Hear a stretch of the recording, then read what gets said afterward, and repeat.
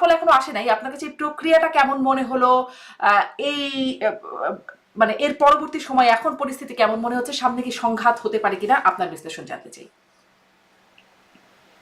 প্রথমত আমি ডাকসু নির্বাচন সেইভাবে ফলো করি, এই জন্য করি না যে আমার কাছে নির্বাচনটা একদমই গুরুত্বপূর্ণ না। যে সরকার সামনে জাতীয় নির্বাচনের দিকে যাচ্ছে সেই সরকার হঠাৎ করে শিক্ষা প্রতিষ্ঠানের নির্বাচনের জন্য অস্থির হয়ে গেল, এই পুরো ব্যাপারটার মধ্যে এক ধরনের অসুবিধাজনক বিষয় আছে। হুম। এবং আপনি লক্ষ্য করলে দেখবেন যে সব বিশ্ববিদ্যালয়ে তারা নির্বাচন দেয় না, বেছে বেছে 3-4টা বিশ্ববিদ্যালয় নির্বাচন দিয়েছে। এর নিশ্চয়ই কারণ আছে, এবং যে কারণ রয়েছে সেটা কিন্তু এখন কিছু কিছুটা মানুষ বুঝতেও পারবে যে কেন তারা অল্প কয়েকটা বিশ্ববিদ্যালয়ে এইভাবে নির্বাচন দিয়েছেন। তাড়াহুড়া করে তারা নির্বাচন শেষও করার চেষ্টা করেছে। কেন? আমি মনে করি যে সেটা মানুষ বুঝতে পারবে, আপনি অপেক্ষা করেন, দেখবেন যে এটা বের হয়ে আসবে যে কি কারণে তারা এটা করেছেন। কিন্তু যে বিষয়টি পরিষ্কারভাবে বোঝা গিয়েছে সেটি হচ্ছে যে এই নির্বাচনটি অনেকটা দায়সারা ভাবে করা হয়েছে, কেননা অভিযোগ তো আসতেই পারে যে আগে থেকে ব্যালট বাক্সে হুম। ব্যালট ভরা হয়েছে। তাহলে তারা এই যে প্রাচীন কালের এই লোহার ফ্যাক্টরি থেকে বানানো এক ধরনের আলমারি সদৃশ্য ব্যালট বাক্সে কেন ব্যালট ঢুকে, ট্রান্সপারেন্ট ব্যালট বাক্স তৈরি করা এখন কোনো ব্যাপারই না। আরএফএল এর বাক্স পাওয়া যায়, ওইটাকে শুধু কিনে লক করে চারিদিকে বন্ধ করে ওইটাকে ভালোভাবে ওইটার ভিতরেই বানানো সম্ভব ট্রান্সপারেন্ট ব্যালট বাক্সে। ফলে ট্রান্সপারেন্ট ব্যালট বাক্সে কয় টাকা খরচ হতো? তারা ইচ্ছা করে এইসব অভিযোগের জায়গা রেখেছেন।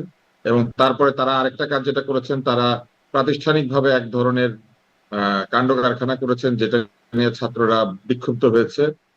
যেমন কিছু কিছু শিক্ষক কোনো কোনো প্রার্থীকে ভালো বলেছেন, কিছু কিছু শিক্ষক কোন একটি বিশেষ দলের লোককে বলেছেন তোমরা 100 ফিটের মধ্যে থাকতে পারবে না, আবার অন্যদেরকে যেতে দিয়েছেন। এরকম নানান কাণ্ড কারখানা করেছেন, যেগুলি করার মধ্যে দিয়ে আসলে আমার কাছে মনে হয়েছে যে কর্তৃপক্ষেরই ভালো প্রস্তুতি ছিল না। হুম। তাদের উচিত ছিল এই শিক্ষকদেরকে ট্রেন করা, কি করে এই ভোটটা করতে হয়। আর বাকিটা হচ্ছে হার জিতের ব্যাপার। আহ আমি মনে করি যে পরাজিত পক্ষ যখন পরাজিত হয়ে যেতে শুরু করে তখন নানান ধরনের অভিযোগ এমনিতেই তুলতে থাকে। হুম। আমি ডাকসু এখন নির্বাচনে একদমই এখন মাথা ঘামা দুই উচিত তিন এই জন্য যে পক্ষকে অভিযোগ এই করতে ডাকসুর দেখা কোনো যাচ্ছে। ভ্যালু নাই। এই পরাজিত ডাকসুর পক্ষ কোনো দেখার ভ্যালু নাই, আগেই দুই কারণ তিন আমি পক্ষ আপনাকে একটা পরাজিত জিনিস মানে বলি। অভিযোগ শুরু করেছে। আমি আপনাকে একটা জিনিস বলি, সেটা হচ্ছে এই ঢাকা বিশ্ববিদ্যালয়ের যে পুরো প্রক্টরিয়াল বডি হ্যাঁ। এবং ভিসি, এরা নিজেরাই তো প্রসেসের মধ্যে দিয়ে আসে নাই, এদেরকে সরকার বসিয়ে দিয়েছে। এরা তো কোনো প্রসেসের মধ্যে দিয়ে আসে হুম। নাই। আপনি তো জানেন যে ঢাকা বিশ্ববিদ্যালয়ের শিক্ষকদের মধ্যে একটা নির্বাচন হয়, সেই নির্বাচনের মধ্যে দিয়ে ভিসি প্রার্থীরা তাদের প্যানেল নির্বাচিত হয়, তারপর সেই প্যানেল থেকে একজনকে বেছে নেওয়া হয়। যিনি এখন ঢাকা বিশ্ববিদ্যালয়ের ভিসি, তিনি কি কোনো প্যানেল থেকে এসেছেন? তাকে দিয়ে দেওয়া হয়েছে।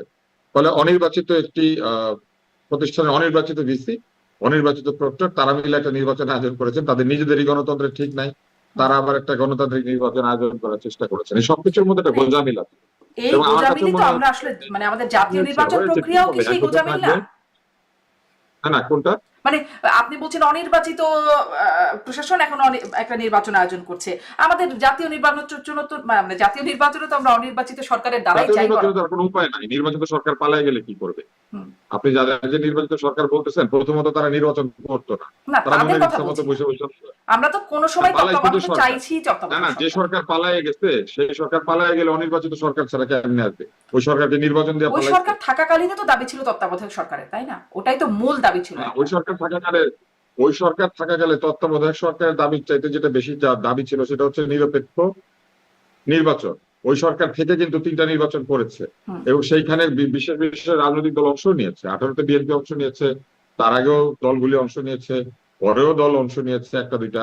ফলে নির্বাচনটা এমন হয় নাই যে কেউ অংশ নেয় নাই, নিয়েছিল, কিন্তু তারা নির্বাচন করতো না। সবাই জানতো যে নির্বাচনের ফলাফল নির্দিষ্ট। ফলে ওই সরকার তো আসলে নির্বাচন করতো না, এবং ওই সরকার নির্বাচন করতো না এটা সবাই হুম। জানে। ওরা সবসময় অনির্বাচিত ছিল। 2028 নির্বাচনের পর থেকে বাকি যতগুলা নির্বাচন করেছে কোনো নির্বাচনের আগামাথা ছিল না। একটার মধ্যে 153 জন ইলেক্টেড হয়ে গেছে, হুম। আরেকটার মধ্যে লোকজনকে ডেকে নিয়ে এসে তারপরে 5টা 6টা সিট ধরাই দিচ্ছে, আরেকটার মধ্যে তো কেউ নির্বাচন করেই নাই। নিজেরা এবং নিজেদের ভাই বোনেরা মিলে নির্বাচন করেছে। আগের সরকার যদি না পলাইতো তাহলে কি এই সরকার আসতো? এই সরকার আসার পিছনে সম্পূর্ণ দায়িত্ব তো আগের সরকারের। হুম। পলায় গেছে দেখে। জি। তা তো বটেই, কিন্তু আগের সরকার কে তো আর নির্বাচনকালীন সরকার হিসেবে কেউ চায় নাই, চেয়েছিল সবাই তত্ত্বাবধায়ক সরকারের আমলে। আগের সরকারকে নির্বাচনকালীন সরকার হিসেবে না চাইলে নির্বাচনগুলি কিভাবে হয়েছে? 18 সালে নির্বাচন না, হয়েছে সেগুলো না। তো ঠিক হয় নাই, আগের আপনিও সরকারকে বলছেন, আমরা জানি। আগের সরকারকে বিশ্বাস করার পরে আগের সরকার প্রতারণা করেছে। হুম। আগের সরকার নির্বাচন নিয়ে টাল বাহানা করে নির্বাচনের পুরো পদ্ধতিটাকে নষ্ট করে দিয়ে গণতন্ত্রহীন একটা দেশ কায়েম করেছিল। ফলে তত্ত্বাবধায়ক সরকারের দাবি ছিল না, দাবি ছিল গণতন্ত্রে। নির্বাচন ঠিক মতো করলে কে আছে সরকারে কে জানতে চায়, নির্বাচন ঠিক মতো হলে কি সরকারে কেউ থাকে তত্ত্বাবধায়ক না? সরকারের দাবি তো ছিলই না, ডাক্তার আব্দুল নূর সাহেব, ছিল যে ফেরেশতা বসিয়ে দিলেও তত্ত্বাবধায়ক নির্বাচন সরকারের সুষ্ঠু দাবি হবে না, ছিল না, ফেরেশতা আপনি আসলেও ভুল করতেছেন, আপনি ভুল করছেন। তত্ত্বাবধায়ক সরকারের কোনো দাবি ছিল না, দাবি ছিল নিরপেক্ষ গ্রহণযোগ্য নির্বাচনের। এবং আরেকটা দাবি ছিল, তত্ত্বাবধায়ক সরকার নির্দলীয় আদালত নিরপেক্ষ বাতিল করে সরকার, দিয়েছে। এই দাবি তো ছিল 14 নির্দলীয় ইলেকশনের নিরপেক্ষ আগেও ছিল। সরকার, নির্দলীয় নিরপেক্ষ সরকারের এক ধরনের দাবি উঠেছিল, কারণ ওই সরকার পক্ষপাত করছিল। কিন্তু ওই সরকারের অধীনে কি আরো নির্বাচন হয় নাই? হুম, রাজনৈতিক দলগুলো তাকে বিশ্বাস করেছিল ওই সরকার। ওই সরকার একটা প্রতারক সরকার। আমি জি মাঝে মাঝে জি, লক্ষ্য সেটি করি যে সেটি তো আপনারা, বটেই, সেটি তো আপনি বটেই, যখন নির্বাচন তথ্য সুষ্ঠু বলেন, হয় নাই। আপনি আগে 14 সরকারের নির্বাচনের আগে থেকে দেখতে কিন্তু এই হবে। নির্দলীয় নিরপেক্ষ সরকারের দাবিতে জি, ছিল। যাই হোক, আগে আবার সরকার একটু, যে চোর যে ছিল এবং পলাতক যে হয়েছে, এই দুইটা আপনি স্বীকার করেন। হ্যাঁ তা তো বটেই, তারপরে তো বাকিটা। না তা তো হ্যাঁ, বটেই, তো তারা চোর তো ভোট পালিয়ে ঠিক গেছে। মতো করে চোর নাই। পালিয়ে গেলে আসবে কোত্থেকে? চোর পালানোর পরে যে সরকার এসেছে, এটা তো চোর পালানোর পরের সরকার। হুম, যে এটা চোর পালানোর পরে সরকার, এই এখনো তো সরকার স্বীকার আসার করে না আগেও, আওয়ামী লীগ, ঠিক বলেছেন। এই পালানোর আগেও আসলে এই দাবিটি তত্ত্বাবধায়কের দাবি বা নির্দলীয় নিরপেক্ষ না, দাবি সেই 14 সাল গ্রহণযোগ্য থেকে ছিল। নির্বাচনের দাবি ছিল। শোনেন, তত্ত্বাবধায়ক সরকার না কোন সরকার, ওইটাতে কিছু আসে যায় না।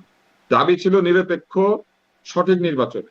নির্বাচন এই সরকারের আন্ডারে হইলেও যদি নিরপেক্ষ না হয়, মানুষ বলবে নির্বাচন নিরপেক্ষ হয় না। সারা দুনিয়াতে তত্ত্বাবধায়ক সরকার যে নির্বাচন হয় সেটা হয় না, কিন্তু নির্বাচন ঠিক মতো হয়। হুম, নির্বাচন ঠিক মতো করতে তত্ত্বাবধায়ক সরকার লাগে না, চোর বদমাইশ বাটপার ক্ষমতায় জি, থাকলে নির্বাচন ঠিক মতো দুঃখের হয়। ব্যাপার তো সেটাই যে চোর বদমাইশ বাটপাররাই কেন যেন মানে যখন সরকার বা দলীয় সরকার থাকে তখন কেন জানি সেরকমই একটা পরিস্থিতি তৈরি হয়ে না, যায়। ভোটার হাতের অধিকারের কথা বলে আইসা চুরি বাটপারি করলে তাদেরকে কে বিশ্বাস করবে? হুম হুম, ভোটার ভাতের অধিকারের কথা বলেই তো চুরি বাটপারি জি জি, করেছে, লক্ষ লক্ষ কোটি টাকা চুরি সেটিতে করে তো নিচ্ছে। কোনো দ্বিমত করার, আমাদের মতো সাধারণ আমাদের টাকা পয়সা চুরি করেছে। হুম, জি, সেটা ঠিক আছে। আমি এবারে আরেকটু আসি যে আপনার কি মনে হয় যে এই পরিস্থিতিকে নিয়ে মানে ডাকসু তো এখনো ফলাফল যেহেতু হয়নি, তারপরে কি একটা সহিংস পরিস্থিতি হতে পারে?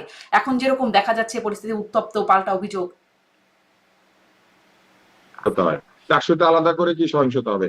এই এই বিশ্ববিদ্যালয়ে সহিংসতা হয় নাই, পিটায় লোকজন মানে নাই। হুম, তো এই বিশ্ববিদ্যালয়ে আগে পরে সহিংসতা হয়, বিশ্ববিদ্যালয়ের ছেলেপেলেরা বের হয়ে আসা অন্য জায়গা থেকে মবও করে। সুতরাং এইখানে আলাদা করে সহিংসতার কি আছে? পুরো দেশই তো সহিংসতার মধ্যে আছে। আচ্ছা, পুরো দেশ সহিংসতার মধ্যে আছে, এই প্রসঙ্গটা আরেকটু আসবো। কিন্তু স্বরাষ্ট্র উপদেষ্টা বলছেন যে ডাকসু নির্বাচনের মডেলেই জাতীয় নির্বাচন হবে। এটি কি আমাদের জন্য একটা আশার বার্তা নাকি আপনি কেমন ডাকসু দেখেন? নির্বাচনের মডেলটা কি জিনিস? ডাকসু নির্বাচনের মডেলটা আসলে কি? ডাকসু নির্বাচনের মডেলটা আসলে কি, এটা একটু অনেক ব্যাখ্যা করে বলবে বা আপনি বলতে পারেন। আমি তো ডাকসু নির্বাচনের আলাদা কোনো মডেল দেখি না। ডাকসুতে তো পিয়ার নাই, ডাকসুতে কি উচ্চ কক্ষ নিম্ন কক্ষ আছে? ডাকসুতে কি পার্সেন্টেজ রিপ্রেজেন্টেশন আছে? ডাকসুতে কি অনিবন্ধিত, মানে ডাকসুতে পড়ে না, ঢাকা ইউনিভার্সিটিতে পড়ে না, রেজিস্ট্রেশন নাই, তারা নির্বাচন করতে পারে? তো সেই নির্বাচন হবে, সেই মডেলে হবে? ওনাদের তো বহু দল আছে, এখনো রেজিস্ট্রেশন নাই। বহু প্রার্থী, মানে বহু দল আছে যার কোনো প্রার্থী নাই। তো ডাকসু মডেলে নির্বাচন কিভাবে করবে? ডাকসু মডেলে কি পিয়ার হবে? মানে এটার মধ্যে আসলে কোনো অর্থ খুঁজে পান না আপনি? হ্যাঁ, আমি অনেক কিছুতে অর্থ খুঁজে পাই না, এটা আমারই দুর্বলতা, আমি বুঝি না। আচ্ছা, এটা তো ধরেন আমার মূর্খতা, বা আমি বুঝি না। আমি বুঝি না বলে ওনাদের কথাবার্তা বোঝা যায় না। ওনারা অত্যন্ত জ্ঞানী, অত্যন্ত, মানে আমি মনে করি যে অত্যন্ত উচ্চ ভাবনা চিন্তার লোক। বিদেশে থেকেছেন অনেকে, অনেকে বিদেশি ডিগ্রি করেছেন, অনেকে বিদেশ থেকে ট্রেনিং নিয়েছেন। বাংলাদেশের পড়ালেখা তো তারা করে না। আমি একজন খুবই নাদান লোক, আমি বিদেশে পড়াশোনা করি না, আমি বাংলাদেশে কিছু পড়াশোনা করেছি। তাহলে আমি কি করে বুঝবো বিদেশে পড়াশোনা করলে বুদ্ধির কি অবস্থা হয়? হুম, আহ, আচ্ছা, আমরা আসলে মানে পড়াশোনাটার তো আসলে ব্যাপারটা তারা আসলে কি বলছেন আর তার কি সেখান থেকে কি অর্থ বের না, হচ্ছে, জিনিসটা তো এটাই। আপনি কিন্তু যদি অনেক আমাদের তো পড়াশোনা বুঝতে করেন, হবে কারণ আমরা আপনি যদি বাংলাদেশের নোবেল মানুষ প্রাইজ দেশে পান, থেকে বা আপনি বাইরে যদি থাকি। ম্যাগসাইসাই পুরস্কার পান, আপনি যদি আগা মাথা যত পুরস্কার আছে সব পান, তাহলেই তো আপনি অনেক কিছু বুঝবেন। পুরস্কার না পাইলে, বিদেশে পড়াশোনা না করলে, বিদেশিদের সাথে ছবি না তুললে আপনার আবার কিসের দাম? জি আমারই বা কিসের দাম? জি, আসি এবার একটু বিদেশিরা আমার জড়ায় না ধরলে আমার কোনো দাম আছে? জি ডাক্তার, বিদেশিরা আমার সাথে হাত না মিলাইলে আমার কোনো দাম আছে? এই বাংলাদেশে বিদেশিদের হাত পা জড়ায় ধরতে পারলেই তো আপনার, অনেকের সাথে যাদের ছবি টবি আছে তারাই তো বাংলাদেশ চালাবে। আজকেও চালাবে, কালকেও চালাবে, অতীতেও চালাইতো। আগে হুম, সরকারের প্রধানমন্ত্রী গিয়া সেলফি তুলা পোস্টিং, সমস্ত নেতা নেত্রীরা খুশি জি, হয়। এই প্রসঙ্গটা তাহলে একটু আসি। বিদেশিদের হাত পা জড়ায় ধরলে অনেক দাম পাওয়া যায় বা সে তা না হলে আসলে দাম নাই। একটা কথা বিদেশিদের সাথে সম্পৃক্ত মানে প্রসঙ্গ বলে মনে হয় একটু যুক্ত করি যে আমি কদিন আপনাকে আগে বলবো প্রধান এই মশা কথাটা। বলছেন, অ্যাকচুয়ালি আমি বাইডেনের সাথে ডাক্তার সেলফি আব্দুল তুলে, লতিফ সাহেব প্রশ্নটা একটু করি। বাইডেনের সাথে সেলফি হ্যাঁ, তোলার পর ওবায়দুল কাদের বলেছিল তলে তলে সব ঠিক হয়ে ঠিক গেছে। হয়ে গেছে, হ্যাঁ। আচ্ছা, তারপরে আহ কি বলে, ঋষি সুনাক হাঁটু গেড়ে কথা বলছে, এটাকে পোস্ট দিয়ে বলছে দেখো দেখো ওনার সামনে সবাই হাঁটু গেড়ে বসে পড়ে। এখন এটা একটা সাধারণ ভদ্রতা ব্রিটিশদের, এটা এটা আওয়ামী লীগেরা বুঝতো না। বিদেশিরা কিছু করলে পরে তার উল্টায় পড়ে যেত। ট্রুডোর ছেলে জাস্টিন ট্রুডো না কি যেন, সে একটুখানি মাথা ঝুঁকায় কথা বলছে, বলে দেখো মাথা ঝুঁকাইছে। আরে লম্বা লোক খাটো লোকের সামনে মাথা হুম ঝুঁকাবে না তো কি হুম করবে? হুম এইসব আবল তাবল জিনিসপত্র আওয়ামী লীগ চালু করে দিয়েছে, হুম এই বিদেশিদের হাত পা টিপা। এখন আপনি যদি হাত পা টিপা চালু করে দিয়ে যান, বাকিরা এখন হাত পা টিপা এখন ফুল মাসাজ স্পা সব দিতেছে। হুম হুম। মানে তলে তলে সব যে ঠিক হয়ে গেছে বলছিলেন, কিন্তু সে যে ঠিক হয় নাই আসলে তলে তলে, সেটা তো ওবায়দুল আবার। কাদের যে একটা মিথ্যা কথা শুনে, ওবায়দুল কাদেরকে আমি ব্যক্তিগতভাবে চিন্তা কেন বড় ভাই হিসেবে ভালোবাসতাম, কি কারণে? ছোটবেলায় তাকে রাজনীতি করতে দেখছি। এখন ধরেন আপনি যখন ছোট, আপনার বয়স যখন 17-18, তখন যদি আপনি একটা লোককে দেখেন যে কিরকম নেতা ঘুরে বেড়ায়, মানুষকে নেতৃত্ব দেয়, আপনার এক ধরনের তার প্রতি একটা ভালোবাসা শ্রদ্ধা হবে, বড় ভাই না? হুম এরকম আমার খায়রুল কবির খোকন আমার বড় ভাই, এরকম আমানুল্লাহ আমান আমার বড় ভাই, এরকম আসাদুজ্জামান রিপন আমার বড় ভাই, এরকম এম এম আকাশ আমার বড় ভাই ছিল। কেন? কারণ আমরা যখন ছোট রাজনীতির দিকে একটু একটু বুদ্ধি গজাচ্ছে, যদি আমার আর একটু বুদ্ধি হওয়ার পর আমি বুঝছি যে এই রাজনীতি বাটপার এবং বদমাইশদের রাজনীতি, আমি সেই রাজনীতির সঙ্গে থাকি নাই। আমি ছাত্র অবস্থাতেই রাজনীতি ত্যাগ করছিলাম। 92 সাল থেকে আমার কোনো সম্পর্ক না। আমি 94 সালে এমবিবিএস পাস করছি। আমি 92 সালে এদেরকে লাথি মেরেছি। এখন মূল জায়গাটা কোথায়? আপনি বড় ভাই হিসেবে কাউকে পছন্দ করতে পারেন, কিন্তু নেতা হিসেবে সারাদিন মিথ্যা কথা বলতো। তো ইউরেনিয়াম মাথার মধ্যে ঢেলে দিতে চাইছিল। উনি একজন নেতা, উনি জানেন না যে ইউরেনিয়াম কোনো তরল পদার্থ না, এটা মাথার মধ্যে ঢালা যায় না।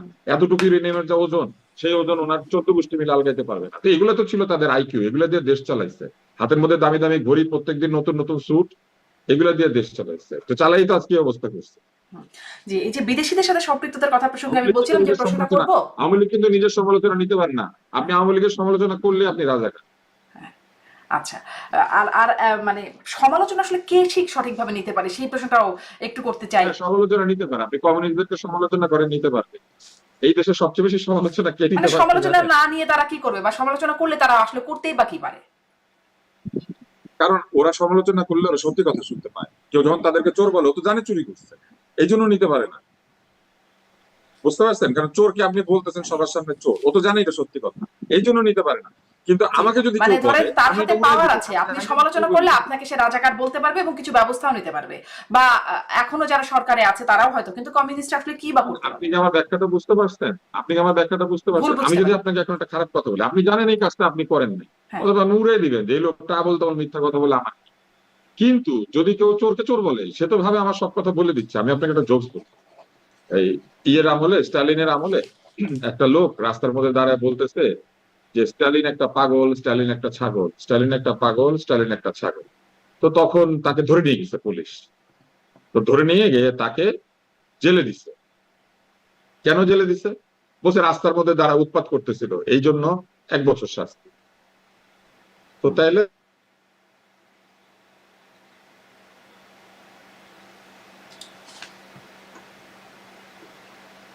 বাকি, বলে যে বাকি 10 বছর শাস্তি হচ্ছে রাষ্ট্রীয় গোপন তথ্য ফাঁস করে দিছে।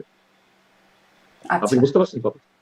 আচ্ছা, মাঝখানে একটু ফ্রিজ হয়ে আপনি গিয়েছিল, ফ্রিজ হয়ে মানে গেছে। 1 বছর সাজা এটা হচ্ছে আমার উৎপাত করছে, জোকসটা আর বুঝতে বাকি পারছেন? 10 বছর হচ্ছে রাষ্ট্রীয়। মূলত 1 বছর শাস্তি হয়েছে, সে রাস্তায় দাঁড়ায় পাগলামি করতেছিল, হুম সেই জন্য উৎপাত। হুম। কিন্তু 10 বছরের সাজা হয়েছে যে সে রাষ্ট্রের গোপন তথ্য ফাঁস করে দিচ্ছে। স্টালিন যে একটা পাগল এবং ছাগল সে বলে দিচ্ছে। তো আচ্ছা। স্টালিন মাইন্ড করবে না? হুম। সত্যি কথা বলে দিচ্ছে তো, এই মানে জন্য তার দশ মানে বছরের সাজা। আওয়ামী চোরকে লীগের অবস্থা চোর বললে এরকম। সাজা আওয়ামী হয়, লীগকে চোর এখন বলে আমরা জানি বর্তমানে তারা আমরা চোর। যা দেখছি। আওয়ামী লীগ যে চোর, আওয়ামী লীগ যে চোর, হুম। এইটা হচ্ছে আওয়ামী লীগের প্রথম সমালোচনা। ভোটও চুরি করছে, টাকাও চুরি করছে। জি জি। এখন তো মানে খুব ভালোভাবেই বলা যায়, সেটি তাদেরকে বললে এখন আর কিছু হয় না, কিন্তু সরকারকে সমালোচনা করলে কি কিছু হয়? আমি মানে ওই একটা বিদেশিদের প্রশ্নটা আবার এড়িয়েই গেলাম, আমি পরের প্রশ্নে চলে আসি, যেহেতু এই প্রসঙ্গ চোরকে চোর বললে সাজা বা ব্যবস্থা বেশ প্রসঙ্গটি আসলো। আমরা দেখলাম মঞ্চ ৭১, সেখানে লতিফ সিদ্দিকী, আমাদের সাংবাদিক মঞ্জুর আলম পান্না, হাফিজুর রহমান কার্জন, শ্রদ্ধেয় শিক্ষক আমাদের তিনি, তারা একের পর এক মানে তারা গ্রেপ্তার হলেন, তারা কারাগারে আছেন, তাদের মানে জামিন হচ্ছে না, রিমান্ডও নাকি হবে, বা হয়েছে কিনা আমি এখন অবশ্য সবশেষ খবর জানি না, আবেদন করা হবে এতটুকু পর্যন্ত জানতাম। তারপরে এই মঞ্চ ৭১ সাথে সম্পৃক্ততার কথা বলে সেই সন্ত্রাস বিরোধী আইনেই আবু আলম শহীদ খান সাবেক সচিব গ্রেপ্তার হলেন, এরপরে আরো একজন সচিব গ্রেপ্তার হয়েছেন সন্ত্রাস বিরোধী আইনেই। এরপর কে বা কারা? এটা আমি বলতে পারি না কে বা কারা। কারণ আমার কাছে খুব অবাক লেগেছে যে কামাল হোসেন এবং জেডাই খান নাই, দুইজন সেখানে যাবেন বলেছে, কিন্তু জেডাই খান পান্না যায় নাই। তো তাহলে সন্ত্রাস যদি করে থাকে, সবচেয়ে বড় সন্ত্রাস তো জেডাই খান পান্না নিজেই করেছে। হুম তো সেই লোক তো দেখি আবার বিবৃতি দিচ্ছে। আর কামাল হোসেন সাহেব যাবে বললো কেন মানুষজনকে? এটা তো বলে তিনি আরেকটা খারাপ কাজ করেছে। কামাল হোসেন সাহেব প্রায় এরকম খারাপ কাজ করে, এখন তিনি অসুস্থ হয়েছেন, তাকে অবশ্য তিনি আগেও এরকম করে। না, উনি অসুস্থ, উনি জানে না তো উনি এখানে যাবে এসব কথা বলছে কেন? মানুষজনকে তো ওনার নাম ব্যবহার করে লোক ওরা টাকাটাকি করছে। তার মানে কি, মানে যারা আয়োজক ছিল তাহলে তাদেরকে কেন ধরছে না সরকার, যদি আসলে ধরার মতো কাহিনী থেকে থাকে? তো আমি কি জানি ভাই, এই যে আপনি প্রশ্ন করেন সরকার কেন ধরেন, আপনি সরকারের একটা লোককে প্রশ্ন করেন না কেন? সরকারের লোকরা যারা আসলে আয়োজক ছিল উত্তর খুব একটা তাদের পাই না তাদেরকে ধরার জন্য। আপনারা বিভিন্ন জনের সাথে কথা বলেন, কি ব্যাখ্যা আপনারা দিতে পারেন, কি মনে হয় সেটাই। জিজ্ঞেস করেন, আপনি আমাকে জিজ্ঞেস করেন যে সরকার কেন এই কাজটা করে না, সরকার কেন করে না সরকার বলতে পারবে, আমি কেন বলতে পারবো? আমি আপনি তাহলে বলতে এটা পারবো বলেন আপনার যে মতো যে না করাটা কি সঠিক হচ্ছে নাকি ভুল হচ্ছে? না না, আমি সঠিক আর ভুলও বলতে পারবো না। সরকার অনেক কিছু করে, অনেক কিছু করে না। সরকার কোন কাজ কেন করে এটা সরকার ছাড়া কেউ জানে। কারণ আপনি দেখবেন যে একই সরকার এক জায়গাতে একরকম আচরণ করে, আরেক জায়গাতে আরেক রকম আচরণ করে। এই জিনিসটাই তো মানুষজনকে দ্বিধাদ্বন্দ্বে ফেলে দিয়েছে যে আসলে তারা কোনটা আসলে তারা করে বা কোনটা করতে চায়, কোনটা করতে চায় না, কেউ তো বলতে পারে না। যেমন আমি আপনাকে ছোট্ট উদাহরণ দিই, একদল লোক গিয়ে একটা আবৃত্তির অনুষ্ঠান বন্ধ করে দিয়েছে। এখন মজার ব্যাপার শোনেন, ওখানে দুইটা আবৃত্তি হচ্ছিল, মানে দুইটা আলাদা আলাদা সংগঠন। এখন একটা সংগঠন তাদের অবস্থাটা হচ্ছে এরকম যে আবৃত্তির বিভিন্ন লোকজন তো এই যে সম্মিলিত সাংস্কৃতিক জোট, তারপরে এই কি আবৃত্তি ফেডারেশন, এগুলোর মধ্যে ছিল। এবং বাংলাদেশের বড় বড় আবৃত্তির দলগুলোতে এরাই নেতা হিসেবে বসেছিল। এটা খুবই স্বাভাবিক ব্যাপার যে অন্যান্য রাজনৈতিক দলের এত সংস্কৃতি নিয়ে মাথা ঘামানোর ব্যাপার ছিল। এখন এরা কোথাও যাইতে পারে না। এখন এদের কাছ থেকে যারা আবৃত্তি শিখেছে, ছোট ছোট বাচ্চা কাচ্চা ছেলে মেয়েরা, এরা তো আগে ওদের ওই দলে গিয়ে একটুখানি স্টেজে যেত, একটুখানি গল্প করতো, একটু কবিতা বলতো, একটু খুশি হইতো, একটু ছবি তুলতো।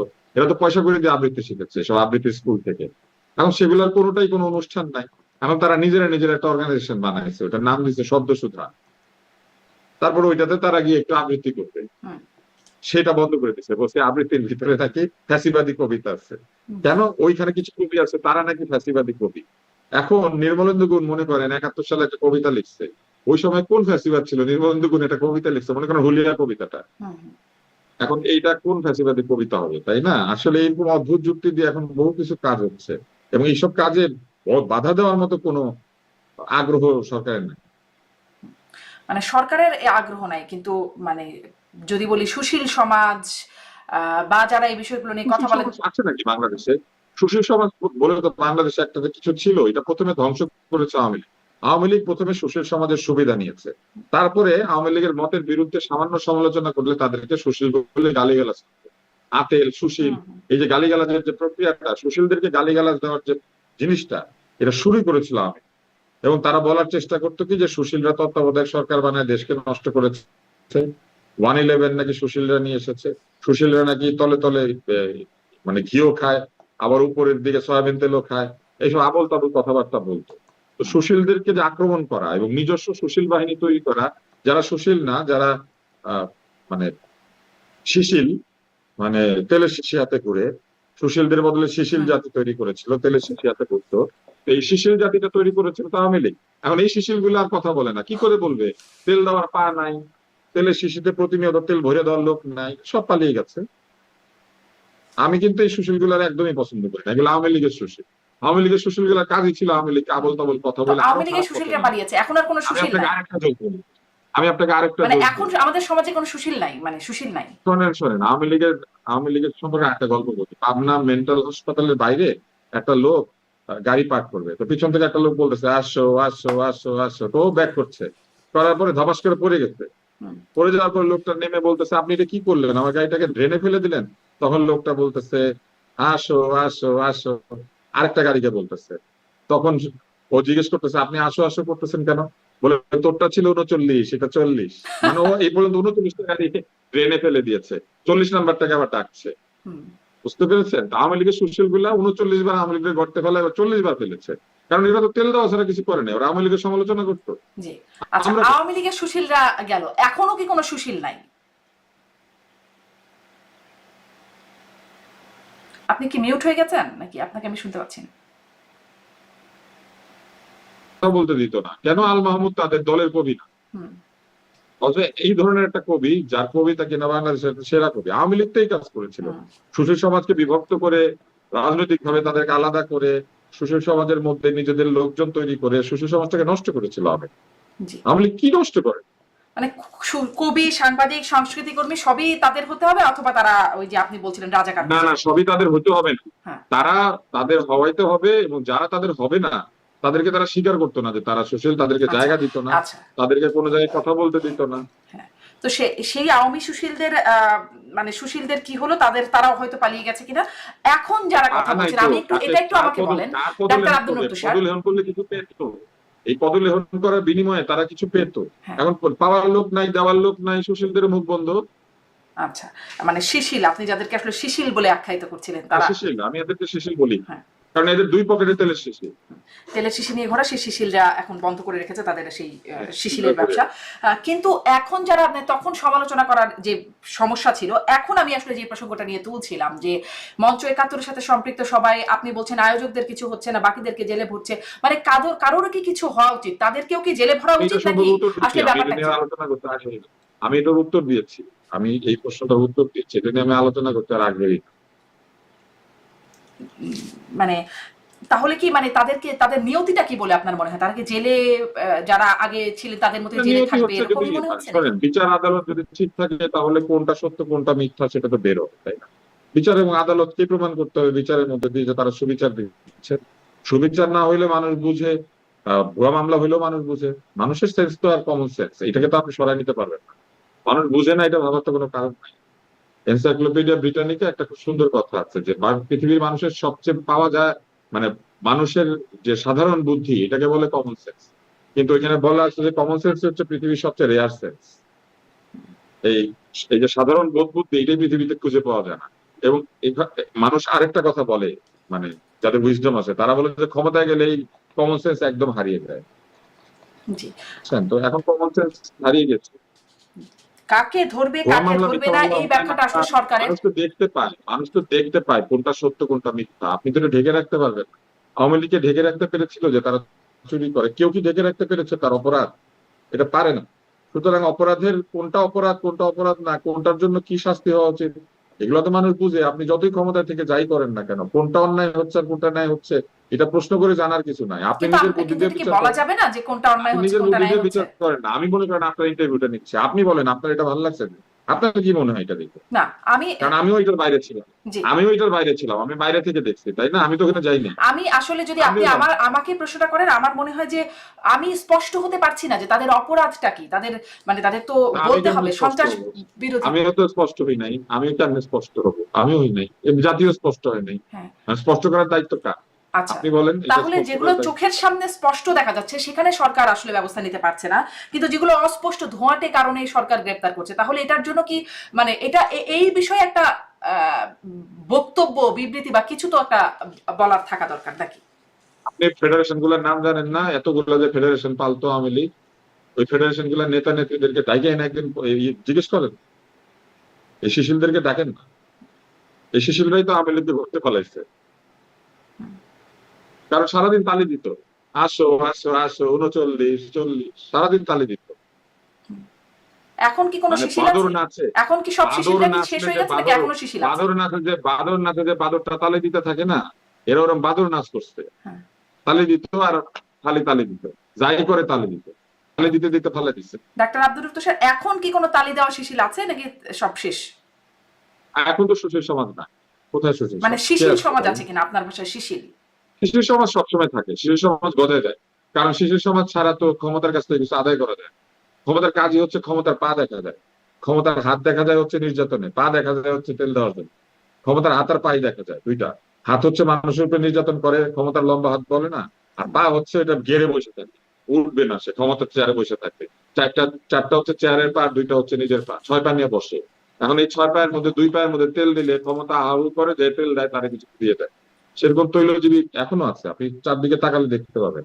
তৈলজীবীরা বুদ্ধিজীবীদের সম্মান নষ্ট করেছে, শিশিলরা সুশীলদেরকে ধ্বংস করেছে। আগাছা যেভাবে বিরাট জঙ্গলকে নষ্ট করে ফেলে, ওইরকম। জি, আমি এই প্রশ্নটি করছিলাম, আপনি বলছিলেন এই প্রসঙ্গে আপনি আর কথা বলতে চান না, যেহেতু বিষয়টা আমার মতো আপনিও অস্পষ্ট যে কি অপরাধে তাদেরকে, কিন্তু আপনার কাছে কি এটা মনে কে হয়? স্পষ্ট বলেন, কে স্পষ্ট? এই পান্না বেটা সবাই দাওয়াত দিল কেন, আর দাওয়াত দিয়ে নিজে গেল না কেন? হুম।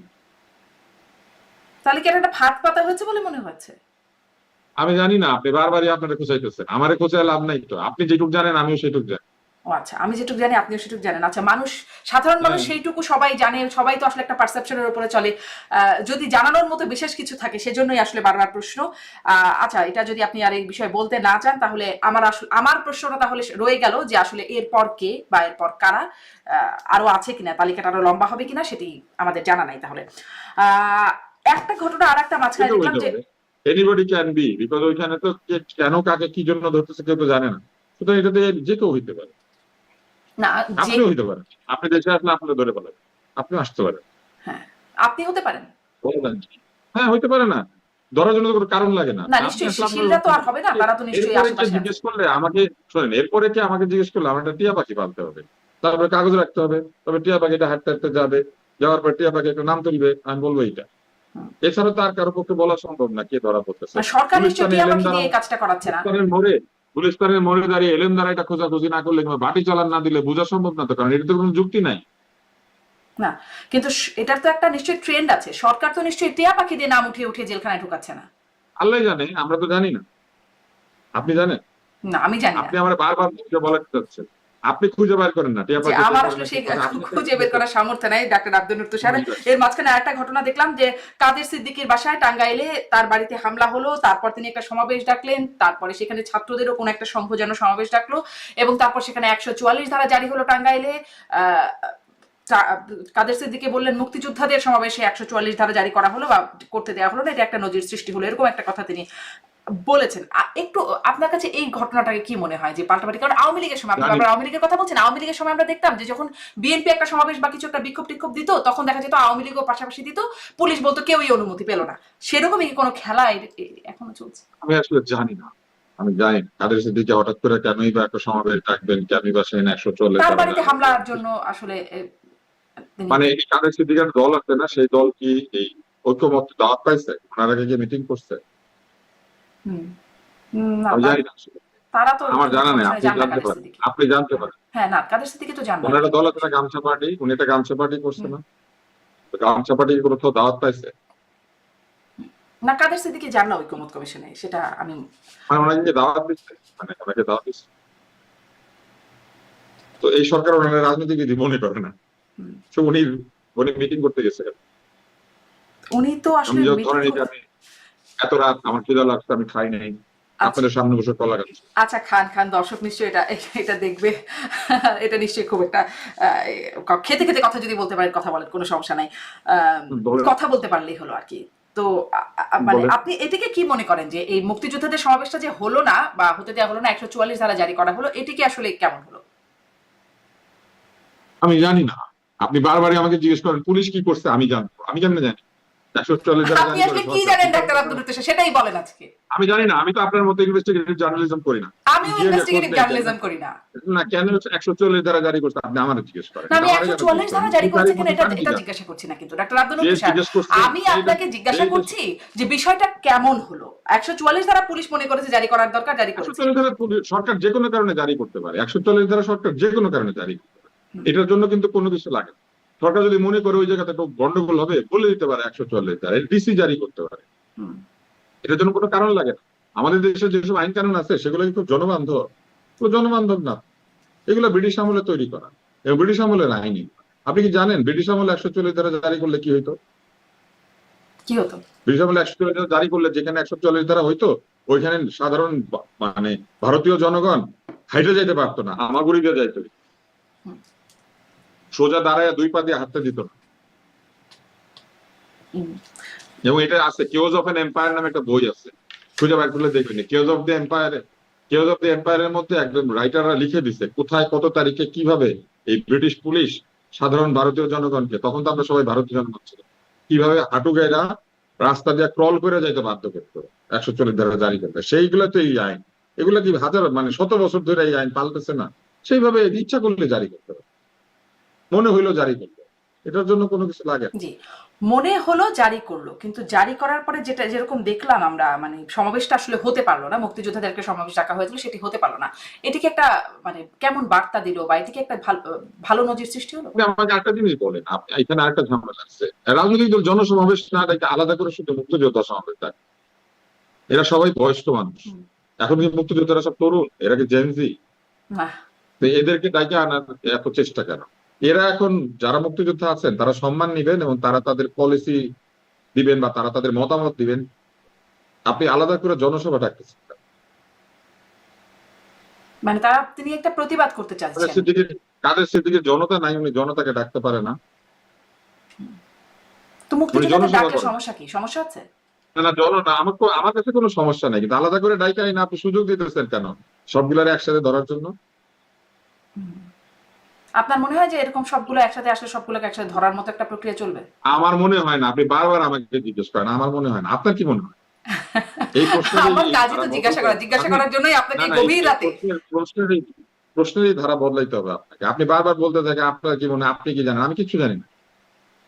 তাহলে কি আপনাকে ডাকাটাই ভুল হয়েছে ডাক্তার আব্দুল নুর তেশার? আপনি অনেক কিছু জানেন, আপনি অনেক কিছু বিশ্লেষণ করতে পারেন বলেই আপনার বিশ্লেষণগুলো খুব। এটা বদলাইতে হবে। জি, কারণ আপনি আমাকে বারবার জানতে চাচ্ছেন এটা কেন করছে, ওইটা কেন করছে, কে কোনটা কেন করছে, আমি কেমনে বলবো? না, কে কোনটা এটা কেন তুমি বলতে করেছে পারবে সেটি না। আমার প্রশ্ন না ডাক্তার আব্দুল নুর তেশার। আপনি একটু খেয়াল করে আমার প্রশ্নগুলো শুনেন। আমি বলছি এই বিষয়টা কেমন হলো, এটা কেমন বার্তা যাচ্ছে, এটা নিয়ে আপনার বিশ্লেষণ কি, এই হচ্ছে আমার প্রশ্ন। আচ্ছা, একটু আগে আমি আপনাকে কমন সেন্স নিয়ে গল্প বলছি, আপনি কি চান এখন আমি আবার কমন সেন্স নিয়ে গল্প বলি? আপনার যতটুকু কমন সেন্স আমারও ততটুকু কমন সেন্স। জি, সেই কমন কমন সেন্স সেন্স গুলো শেয়ার করেন, সেই কমন সেন্স গুলো শেয়ার করেন। প্রশ্ন করার তো কিছু নাই, যে প্রশ্নের উত্তর সবাই জানে, এটা এত কষ্ট করে প্রশ্ন করতে হয়? আপনার সাথে আমার এখন তর্ক হইতেছে। আমার মনে হয় না আসলে আমরা সবাই এই প্রশ্নগুলোর উত্তর একই ভাবে জানি, এক একজন এক এক রকম ভাবে জানে। সেজন্য আমি আসলে জানি না, আমি বলছি, আমি বলেছি আমি জানি না। হ্যাঁ, আচ্ছা, আপনি এটি জানেন না। আপনি কি এই বিষয়টি একটু বলতে আগ্রহী হবেন যে মানে আমাদের আইন শৃঙ্খলা পরিস্থিতি একটু খারাপের দিকে বলেছেন আমাদের স্বরাষ্ট্র উপদেষ্টা আর কি, সম্প্রতি মবের ঘটনা প্রসঙ্গে তাকে। না, একটু খারাপের দিকে না, আইনশৃঙ্খলা পরিস্থিতি অনেক খারাপ, এটা উনি বললেই হবে না। যেমন এটা আমরা দেখতে পাচ্ছি, এটা আমি যে জনগণ, এটা আমি মন্তব্য করতে পারি, কারণ আমি তো জনগণ, আমি তো রাস্তায় থাকি, আমি তো দেখি, আমি তো প্রতিদিন দেখতে পাই, শুনতে পাই, কিন্তু এটা আমি এটার মধ্যে বাস করি। সুতরাং উনি যদি বলে একটু উন্নতির দিকে একটু অবনতির দিকে, এগুলা কিছুই না, অনেক খারাপ আইন শৃঙ্খলা পরিস্থিতি। জি, মানে সেখানে ফেসবুক খুলেন, আপনি ফেসবুক খুললে প্রতিদিন চিন্তায় রাহাজানি, মানুষকে পিটাচ্ছে, মারতেছে, এইসব ভিডিও আসতেছে। এগুলা কোত্থেকে আসে, তাই না? ওই 5ই আগস্টের সময় বা জুলাই মাসে যেমন ভিডিও আসছে, আমরা সেই ভিডিও যেমন বিশ্বাস করছি, এই ভিডিও বিশ্বাস করি। তো সকল ভিডিওই তো বিশ্বাস করতে হবে।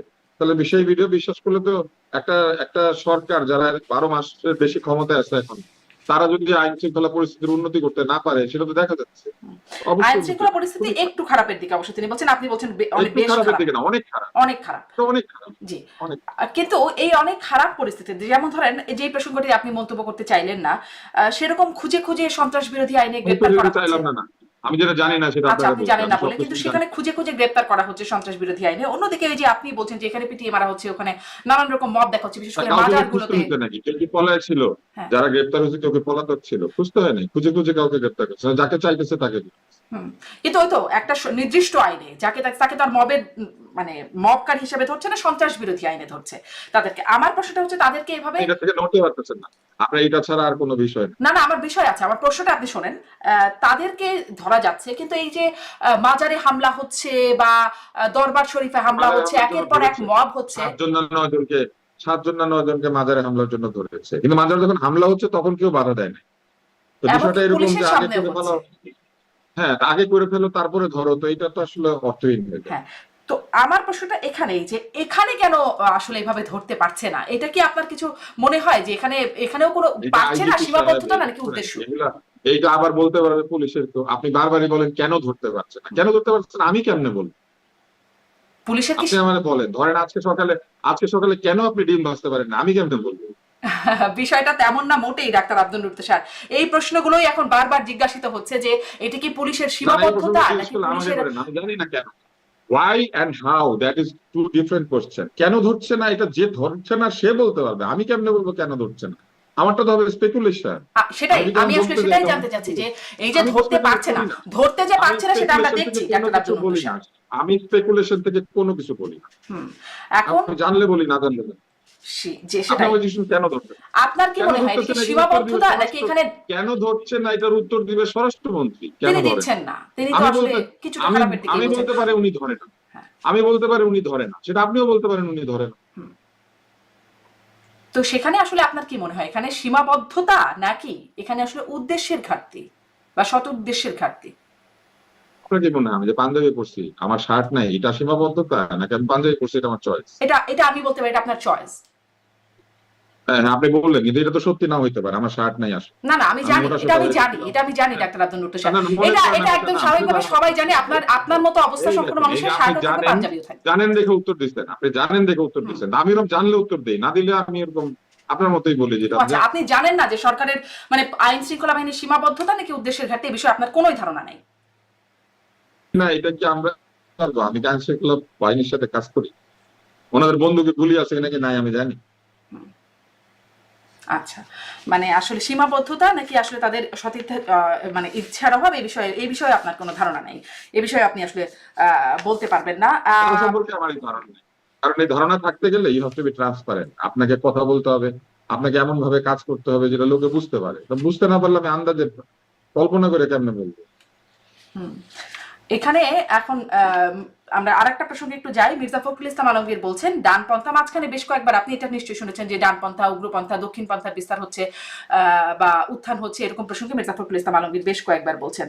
আহ, এখানে আসলে এই যে সম্প্রতি ঘটনাগুলো দেখা যাচ্ছে সেটা কি তার কোনো প্রতিফলন বলে মনে করেন? এই ডানপন্থা দক্ষিণপন্থার উত্থান বলে মনে করেন? ডানপন্থার উত্থান বলে শব্দ আসলে আমি কোনো কিছু দেখি না, সেটা কোনো ডানপন্থার উত্থান হয় না। এখানে অরাজকবাদী যারা যারা এনার্কিস্ট তাদের উত্থান হয়েছে। ডানপন্থীরা কি আইন কানুন মানে না? পৃথিবী যেখানে যাবেন বরং তারা কঠোর কঠোর আইন করতে হবে। ডানপন্থীরা মূলত আইনের মাধ্যমে, কঠোর কঠোর আইনের মাধ্যমে এক ধরনের তীব্র সংখ্যার জোরে অথবা তাদের দলের জোরে তারা দেশ শাসন করতে চায়, এবং ডানপন্থাই এক পর্যায়ে গিয়ে ফ্যাসিস্ট হয়ে যায়। অতএব আওয়ামী লীগ যেটা করেছিল, আওয়ামী লীগ তো উগ্র ডান দলে পরিণত হয়েছিল, আওয়ামী লীগ তো মাঝখানে ছিল না। তো সেরকম ডানপন্থার উত্থান এখন হয় না, এই ডানপন্থা আরো আগে থেকে আওয়ামী লীগের হাত দিয়ে উত্থান হচ্ছে। Awami League became a fascist party বা বিকাম এ এক্সট্রিম রাইট।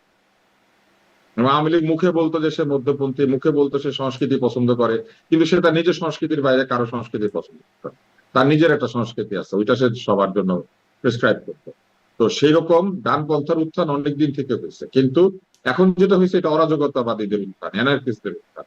এরা কোনো আইনি রাখতে দিতে চায় না, এরা নিজের হাতে আইন তুলে দিবে, যাকে খুশি তাকে যা খুশি করবে, একে গালি দিবে, ওকে মারবে, ওর বাড়ির সামনে বসে পড়বে, কারোর কাছ থেকে চাঁদা তুলবে, কাউকে গিয়া পায়ে ধরে সালাম করবে, কারোটা ভালো বলবে, কারোটা খারাপ বলবে, ওদের মনের ইচ্ছা মতো ওরা চলতে চায়। এটা অরাজকতাবাদী না, এটা হচ্ছে অ্যানার্কিস্ট। জি। সেই অরাজকতাবাদী মানে এটির একটা বিস্তার আপনি দেখতে পাচ্ছেন। সে এখন তাহলে সেটা নিশ্চয়ই সরকারের জনপ্রিয়তার উপরে তার একটা প্রভাব পড়ছে, যেহেতু এই বিষয়গুলোর বিস্তার বা এই সরকারের জনপ্রিয় হওয়ার তো কোনো দরকার নেই, এই সরকার ভোটে দাঁড়াবে।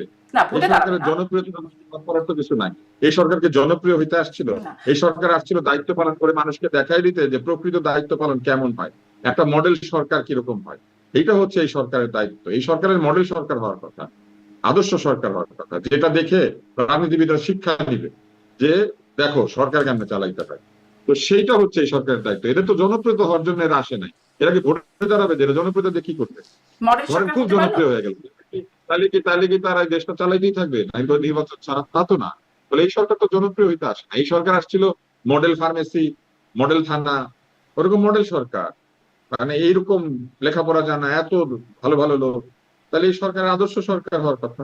তারা আদর্শ সরকারে আমাদেরকে দেখাবে, তাদের তো জনপ্রিয় সরকার হওয়ার দরকার। জি।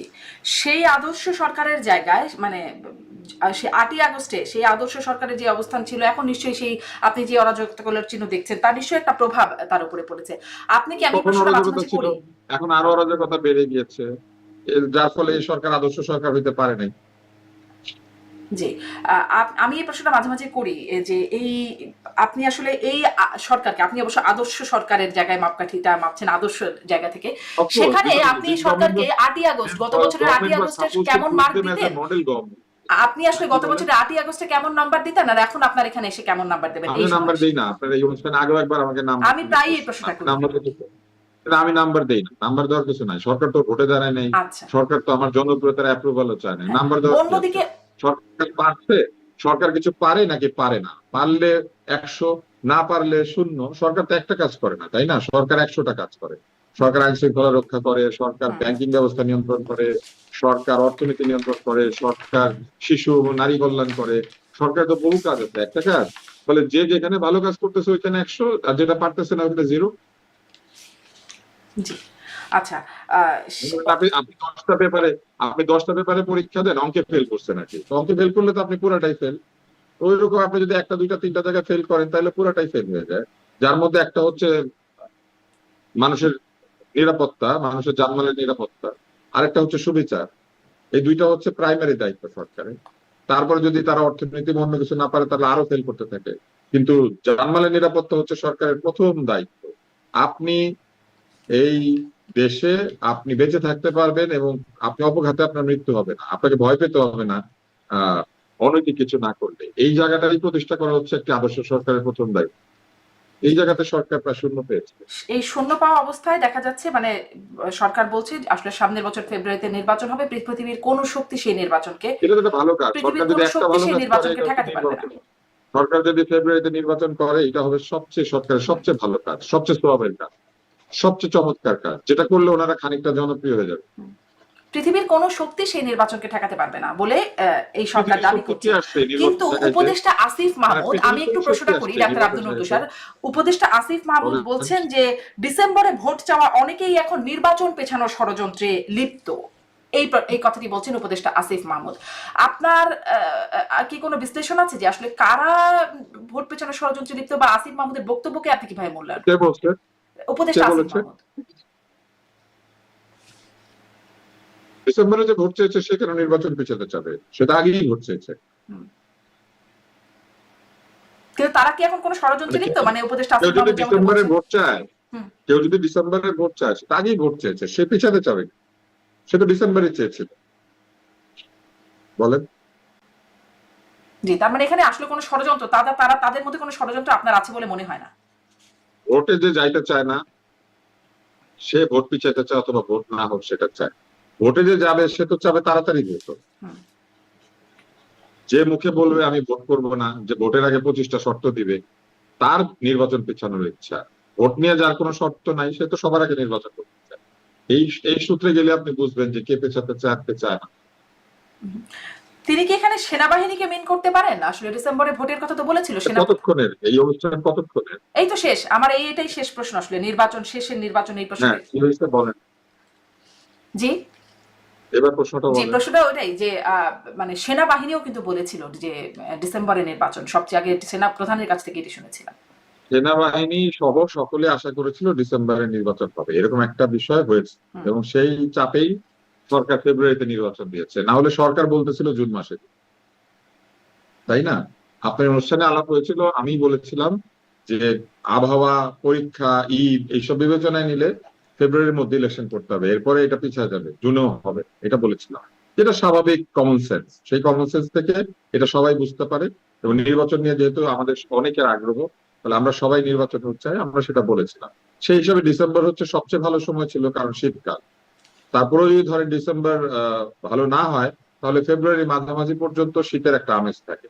তো এর মধ্যে নির্বাচন হয়ে গেলেই নির্বাচন ভালো হবে, নাইলে মার্চ এপ্রিলে ঝড় বৃষ্টি শুরু হবে, তারপরে অনেক কিছু ঝামেলা হবে। পয়লা বৈশাখ ধরেন পার হইলো আর আপনি নির্বাচন করতে যাচ্ছেন, রমজান আসবে, তারপরে আসবে কোরবানির ঈদ, মাঝখানে বৈশাখী ঝড়, তাই না? এগুলো শুরু হবে। অতএব নির্বাচন করতে গেলে এটা ওই ডিসেম্বর থেকে ফেব্রুয়ারির মধ্যেই করতে হবে, সেটা তো এটাই প্রাকৃতিক স্বাভাবিক। কারণ, কিন্তু সেটাই নির্বাচন, সরকার রাজি হয়েছে, 1 মাস পিছাইছে, এটা তো এমন কিছু না। কিন্তু ডিসেম্বর থেকে নির্বাচন পেছানোর ফেব্রুয়ারির মাঝামাঝি। ষড়যন্ত্র করছেন বলে যে অভিযোগ উঠছে, সেটি আসলে কাদের কাদের বিরুদ্ধে অভিযোগ হতে পারে সেটির সম্পর্কে কোনো মানে বিশ্লেষণ আছে কিনা, সেটি ছিল প্রশ্ন। নির্বাচন পিছানোর ষড়যন্ত্র তো কেউ করছে বলে আমার কাছে মনে হচ্ছে না। নির্বাচন যাতে না হয় সেই ষড়যন্ত্র হয়তো কেউ করতে পারে।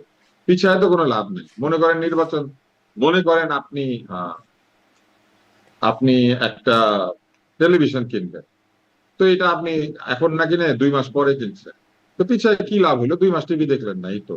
ফলে নির্বাচন পিছায় কারো লাভ হবে না, নির্বাচন বন্ধ করলে কারো লাভ হতে পারে।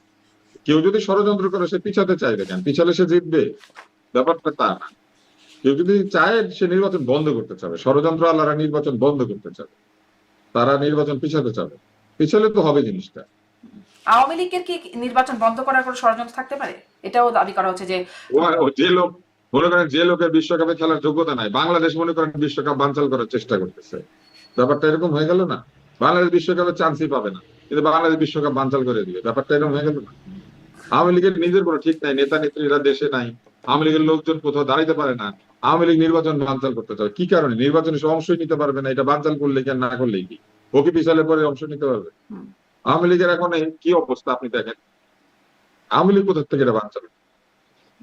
তারপরে এই যে অভিযোগ তোলা হয় নির্বাচন বানচালে ভারত থেকে আওয়ামী লীগ ষড়যন্ত্র করছে, নির্বাচন হইলে কি আওয়ামী লীগের ক্ষতি হবে? কোন নির্বাচন যদি হয়ে যায়, জি সেটি তো প্রশ্ন। না হইলেও কি কোনো লাভ হবে? না হইলেও কি আওয়ামী লীগের লাভ হবে? আর হইলে কি আওয়ামী লীগের লাভ হবে? কোনোটাতে আওয়ামী লীগের লাভ হবে না। নির্বাচনের সাথে তার সম্পর্কই নাই, তার নিজের নিবন্ধন নিয়ে টানাটানি, তার নিজের রাজনৈতিক দলের অস্তিত্ব নিয়ে টানাটানি, সে নির্বাচন হইলে কি না হইলে। তার মানে নির্বাচন বানচালে আওয়ামী লীগের ষড়যন্ত্র, এই বিষয়টির খুব একটা ভিত্তি নাই।